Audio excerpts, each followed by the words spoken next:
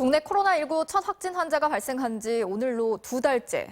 오늘 신규 환자는 87명으로 두 자릿수로 회복했지만 요양병원 등을 중심으로 집단 감염이 계속되고 있습니다. 또 해외에서 유입되는 환자들이 급증하면서 정부가 유럽에서 오는 입국자 전원에 대해서 전수검사 카드를 꺼내 들었습니다. 이덕영 기자가 취재했습니다. 요양병원을 전수조사 중인 대구에서 집단 감염이 또 발생했습니다. 대실 요양병원 간호사 등 직원 8명에 이어 이곳에 입원 중인 환자들에 대한 전수검사를 벌인 결과 40여 명이 넘게 확진 판정을 받았습니다. 서울 구로 콜센터 관련 환자도 오늘 7명이 추가 발생했고 분당 재생병원에서도 직원과 가족 5명이 추가 확진됐습니다. 어제 하루 발생한 신규 환자는 87명.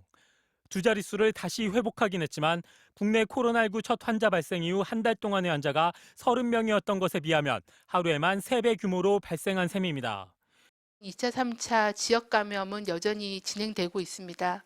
최근에 이제 환자 수가 2자리라고는 하지만 몇 명의 규모에 노출되느냐에 따라서 이 유행이 확산되는지가 굉장히 많이 결정이 됩니다.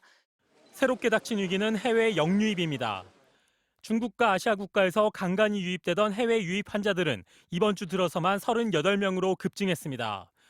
지난 2달간 전체 해외 유입 환자 87명 중 공항 검역 과정에서 걸러진 환자는 17명에 불과합니다. 특별 검역만으로 무증상 입국자를 걸러내기에 한계가 있다는 지적이 계속되자 정부가 대책을 내놨습니다. 유럽발 입국자에 대해서는 입국 후 전원에 대하여 진단검사를 실시하고 특히 장기 체류 목적의 입국에 대해서는 14일간 자가격리 또는 시설격리를 실시하기로 하였습니다. 이에 따라 오는 20일 0시부터 유럽발 입국자들은 모두 별도의 시설에서 검사를 받게 됩니다. 검사 결과 음성이 나오더라도 2주 동안 자가격리를 해야 합니다. 국내 거주지가 없는 경우엔 시설에 격리됩니다.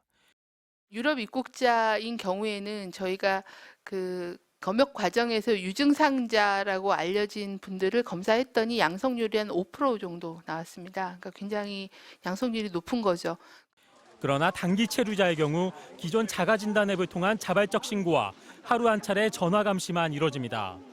또 최근 환자가 급증한 미국에 대해선 전수검사를 실시하지 않아 해외 입국자로 인한 지역사회 감염 가능성은 여전히 남아 있습니다. 방역당국은 유럽의 다른 지역의 경우 감염 확산세나 유입 현황 등을 따져 입국자 전수검사 대상국을 확대할 수도 있다고 밝혔습니다. MBC 뉴스 이덕영입니다.